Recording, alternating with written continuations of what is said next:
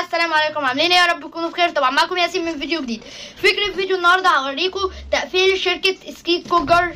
دلوقتي اللي جوه العلبه دي سكيت كوجر 509. طبعا ده لاول مره نفتحه قدامكم، فاتمنى ان انت تحط اللايك وسبسكرايب واشترك في القناه عشان الجديد شديد. واسف على التاخير ده كله، بس انا كنت بحضر السكيت ده سكيت كوجر 509.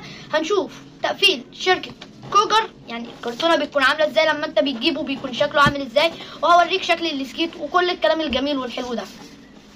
اول حاجه الكرتونه بتجيلك مقفوله فيها ايد اهي، تبدا اللي انت ايه تفتحها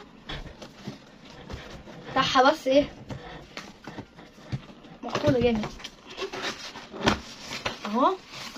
بتجيلك كده تفتح دي كده ايه مره كمان، انا مش عارفه انتوا هتشوفوني ولا ايه. اهو لعجلكم. اول حاجه ده بيكون شكل الكرتونه اهي، كله متغلف بالكيس الابيض.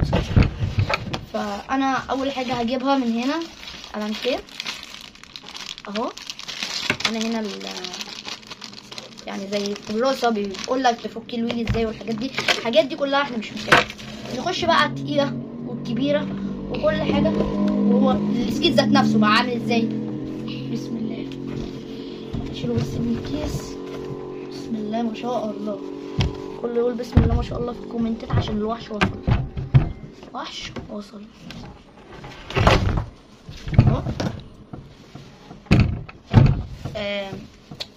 اول حاجه بيجيلك طبعا، انت لو عايز تعرف معلومات عن السكيت ده فاحنا عاينين عليها في فيديو قبل كده فات، لو انت ما اتفرجتش عليه روح اتفرج عليه. ولو انت عايز تعرف ازاي تشتري السكيت روح اتفرج على الفيديو ده برضك هيفيدك. جبت لك كل المنصات وكل حاجه اللي تقدر تجيب من عليها السكيت، فيلا روح اتفرج على الفيديوهات اللي فاتت عشان تعرف ازاي تتعامل، ازاي تشتري سكيت، الاسعار، كل الكلام ده.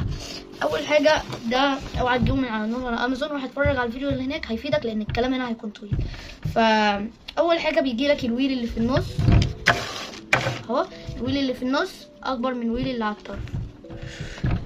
انت بقى ممكن تعكسها، يعني انا من الناس اللي بفضل ان انا اشيل اللي في النص احطهم على الطرف. عندك بقى ايه هنا البوت، البوت اللاينر بيجي حلو جدا، متبطن حلو جدا اهو. بينور في الضلمه يا جماعه، من هنا من ورا العربيات تقدر تشوفك من قدام ومن هنا. وعندك هنا دي اهي بتدخلها، وانت بتدخلها تقفل كده تتك تكه بالراحه. انا منبهر بالشكل الكوبري الصراحه. هي كده سامعين يعني الصوت لوحده جميل اصلا. وهنا عندك دي تفتحها اهي، تزق بتاع دي كده وتقفل تاني. والويل طبعا سريعه ومتكلمين عنها في الفيديو في الفيديوهات القديمه، مش من كتير قوي. طبعا السكيت ده مش بيكبر ويضيق زي السكيت الكوجر 313. انا شايف الصراحه تقييمي ليه حلو جدا، يعني اصلا يعني انا شايف اللي هو حلو جدا. مفيش حاجه في الكرتونه تاني الا اللي هو السكيت بقى الفرده التانيه اهو. ده شكله من هنا، ده شكله بيكون في رجلك من جوه. ده يا جماعه شكله عايز بس اوريهولكم باحسن حاجه، وده مفضل جدا اشتروه وانصحكم بيه. ده بقى شكله اهو، واتمنى يكون عجبك. لسه هنفتح الفرده الثانيه. كرتونه فيديو مش عايزينها اهي. هي يا جماعه صح، هي